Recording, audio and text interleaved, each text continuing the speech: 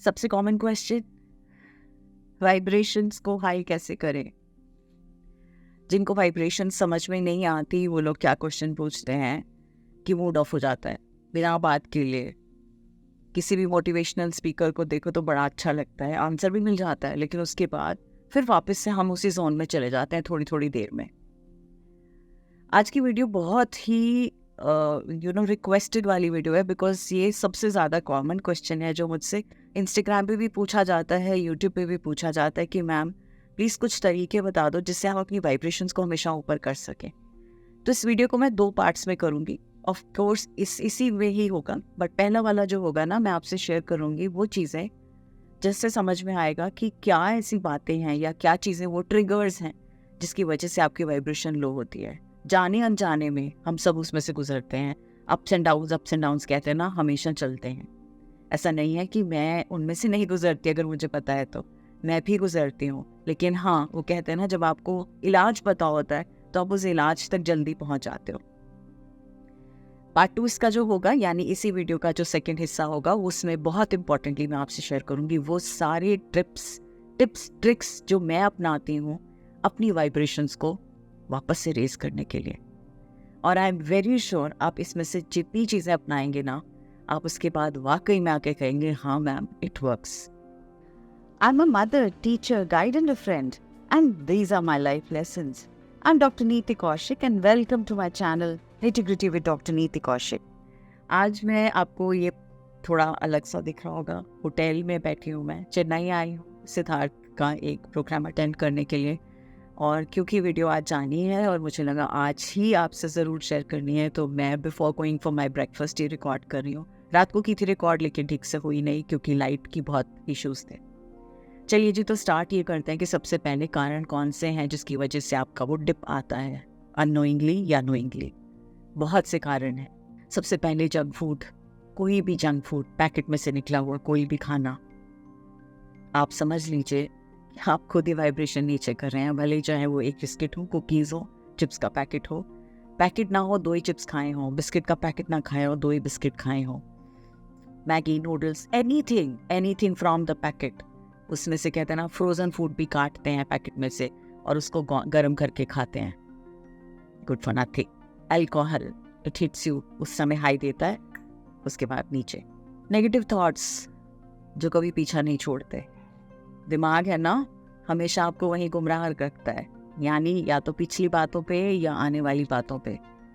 इसलिए वो दोनों चीज़ें, दोनों स्टेट्स जो हैं, हमेशा आपको टिप देंगी, क्योंकि पुरानी बातें भी दुखी करेंगी और आने वाली आपको एक्साइट करेंगी या बिना बात के एंग्शियस करेंगी।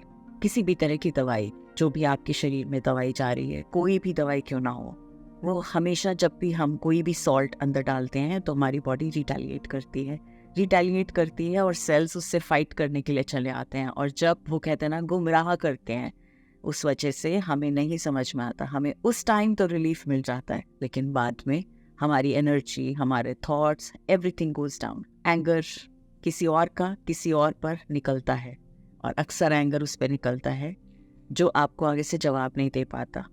होता तो किसी और सोर्स से है, निकलता किसी और पे है। वो एंगर आपको बहुत ज़्यादा हद तक, रिजेंटमेंट, एंगर दोनों बहुत हद तक आपको एकदम से वाइब्रेशन आपकी लो करते हैं। एक्सेस ऑफ एनीथिंग आपको हमेशा वाइब्रेशन लो करेगी, चाहे वो फूड हो, चाहे वो नमक हो, चाहे वो चीनी हो, चाहे कुछ भी पार्ट में हो। Last but not the least, guilt. हम सबके अंदर गिल्ट रहता है ना। मैं टाइम नहीं दे पाया बच्चे को, मैं टाइम नहीं दे पाई बच्ची को। जैसे बहुत सालों तक मेरे अंदर गिल्ट रहता था कि मैं अपने बच्चे को टाइम नहीं दे पाती हूँ। जॉब बहुत है, बिजी रहती हूँ, शाम को आती हूँ, अपने काम में लग जाती हूँ, किताबें लिखती हूँ, कुछ भी, लेकिन बच्चे को इतना टाइम नहीं दे पाती। वही गिल्ट है। जब जब गिल्ट आता है तब हम सोचते हैं कि यार ऐसा क्यों करते हैं हम, या ये गलत है। किसकी नज़र से गलत है? दुनिया की नज़र से गलत है। अगर आपको लग रहा है कि आप पूरा दिन नहीं दे रहे, जस्टिफाई कुछ भी टाइम देके कर रहे हो, तो वो गलत नहीं। अब मैं आपसे बात करती हूँ इन सब की बदौलत जो डिप आता है, हम उसको कैसे ऊपर कर सकते हैं, या मैं क्या क्या अप्लाई करती हूँ जिन चीज़ों से मैं वापस इसको ऊपर करती हूँ, मेरी वाइब्रेशन को वापस से ऊपर करती हूँ। ग्रैटिट्यूड, सवेरे से लेकर रात तक जितना हो सके शुक्राना। मैंने ये अपनी माँ से सीखा है। मम्मा हमेशा हर चीज़ का शुक्राना करती हैं। शायद मैं माँ जितना तो नहीं करती, लेकिन हाँ डेफिनेटली करती हूँ। और वाकई में जैसे आप कहते हैं ना, thank you God for anything, जो छोटी छोटी चीज़ों का जब हम शुक्राना करने लगते हैं, वो छोटी छोटी चीज़ें इतनी बड़ी होती चली जाती हैं कि आप सोच भी नहीं सकते हो। Start your day with that kindness. ज़रूरी नहीं है कि हमें कुछ किसी के लिए अच्छा किया और उसके बाद 2-4 टीम के लोग रखे और वो पिक्चर्स क्लिक करी, सोशल मीडिया पे कहते हैं ना दिखा दी, बटोर लिए पैसे ये कह के कि हम ये कर रहे हैं, ये कर रहे हैं। चुपचाप करते चले जाओ ना। आप देख रहे हो, आपको ऊपर वाला देख रहा है, दुनिया को दिखा के क्या करोगे? चुपचाप किसी के लिए दान देना है, दान दे दो। किसी को कुछ गिफ्ट देना है, गिफ्ट दे दो। किसी को आटा दाल चावल देने हैं, दे दो। किसी एनिमल की हेल्प करनी है, कर दो, बट चुपचाप से करो। और फिर देखो वाइब्रेशन कैसे, मतलब एक अंदरूनी खुशी मिलती है। Third important thing, smile. जितना ज़्यादा आप स्माइल करेंगे, ये इकलौती लैंग्वेज है जो यूनिवर्सल लैंग्वेज है। ये लैंग्वेज हर कोई समझता है, आपको ना कोई जानता हो पहचानता हो, तब भी अगर आपने सिर्फ स्माइल दी, उस स्माइल से ही आप कितनों का दिल जीत लेते हो। जब मन परेशान हो, जब इमोशन डिप हो, जब नीचे हो, क्या करना है? या तो 10 मिनट किसी बच्चे के साथ बिताने हैं, जस्ट 10 मिनट, जस्ट 10 मिनट, या किसी बुजुर्ग के साथ। दोनों ही सिलसिलों में आपकी वाइब्रेशन नहीं हो जाएगी, क्योंकि बुजुर्ग वार आपको क्या बताएंगे? आपको अपनी लाइफ एक्सपीरियंसेस बताएंगे, और बच्चे निश्चित प्यार, बहुत सा प्यार, और आप उनकी दुनिया में बिल्कुल बदल जाएंगे, उसी तरह से हो जाएंगे। उसके बाद आती हैं इंपॉर्टेंट चीज़ें, थोड़ी सी बॉडी में कहते हैं ना, जब भी वाइब्रेशन लो होती है, कहीं एनर्जी स्टक हो जाती है, उसके लिए या तो वॉक करके आ जाओ, रनिंग करके आ जाओ, जॉगिंग करके आ जाओ, डांसिंग कर लो, म्यूज़िक चला लो, योगा करनी है योगा कर लो। कुछ भी तरह से ऐसा करो कि आपकी बॉडी मूव करे, और वहाँ से जब वो हिलेगी ना बॉडी, तो आपको खुद से लगेगा अरे 5 मिनट बाद आप तो सही हो गए। एक चक्कर मार के आ जाओ। भागने का शौक है, भाग लो, मतलब कुछ भी करने का शौक है, just move your body. Grounding, धरती माँ जहाँ से हम आए हैं और जहाँ हमने जाना है, उससे अच्छी वाइब्रेशंस ऊपर कोई और कर ही नहीं सकता। उस धरती माँ पे नंगे पैर थोड़ी देर चलो, फर्श पे नहीं, पत्थर पे नहीं, टाइल्स पे नहीं, जमीन पे, घास पे। इतने कमाल के इफेक्ट्स आते हैं ग्राउंडिंग के, जो कोई सोच भी नहीं सकता। कोई, मैं कहूँगी ना, बहुत दिनों से बीमार भी पड़ा हो, उठ के जाओ, थोड़ा सा टहलो, नंगे पैर जमीन पर, कच्ची घास पे या मिट्टी पे, कच्ची मिट्टी पे या घास पे, कहीं भी टहलो, और 5 मिनट में देखना क्या चेंज आएगा। सेकेंड लास्ट, बहुत सारा खाना, जो भी आप खाते हैं उसमें जितनी भी आप नेचर से जुड़ी हुई चीज़ें डालेंगे ना, फल, सब्जियाँ, ग्रेन्स, मतलब जो भगवान ने जिस फॉर्म में दी हैं, आप कुक करके खा सकते हैं, पैकेज वाला नहीं, प्रोसेस्ड नहीं।